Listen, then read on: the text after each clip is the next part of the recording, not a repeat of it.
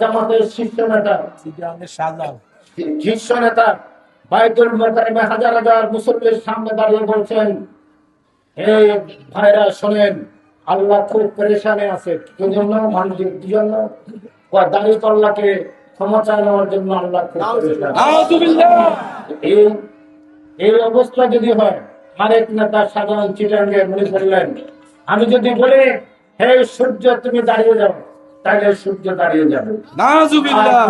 আর যদি আমার কথা কেউ না শোনে, তাহলে সে মাটির নিচে থাকবে। এরকম দাম্ভিকতা, এরকম অবস্থা তাদের, এদের ব্যাপারে হুঁশিয়ার থাকবেন। ৭১ সালে তারা পাঞ্জাবিদের সাথে থেকে ৩০ লক্ষ মানুষকে হত্যা করেছেন, ঠিক কিনা? ২ লক্ষ মা বোনকে তারা সেদিন পাঞ্জাবিদের হাতে তুলে দিয়েছিলেন। এই দেশের অন্য কেউ তো চিনত না কোনটা এই কোন ঘরে যুবতী মেয়ে আছে, মা আছে, এটা তো বাঙালিরাই জানছে। সেখান থেকে আলবদরাই তো চিনত, তারাই চিনে দিয়েছেন।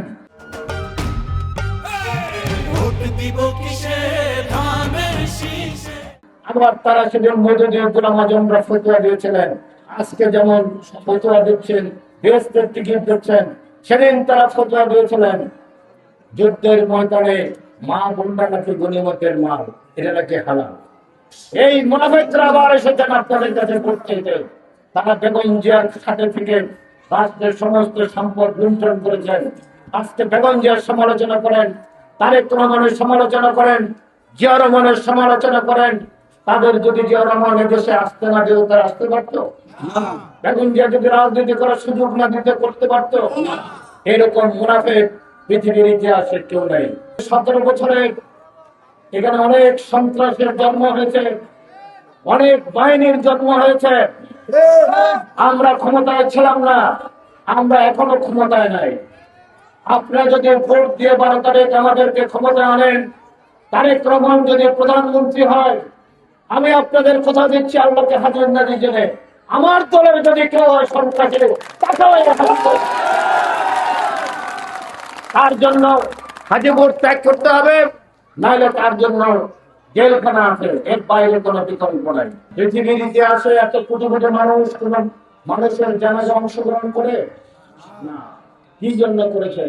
ওনার একটি ছেলে বিনা চিকিৎসা বিদেশে মারা গেলেন, আরেকটি ছেলে ১৭ বছর বিদেশের নির্বাচনে ওনাকে স্লো পয়জনিং করে তার কিডনি, লিভার, ফুসফুস, হার্ট নষ্ট হয়ে গেল।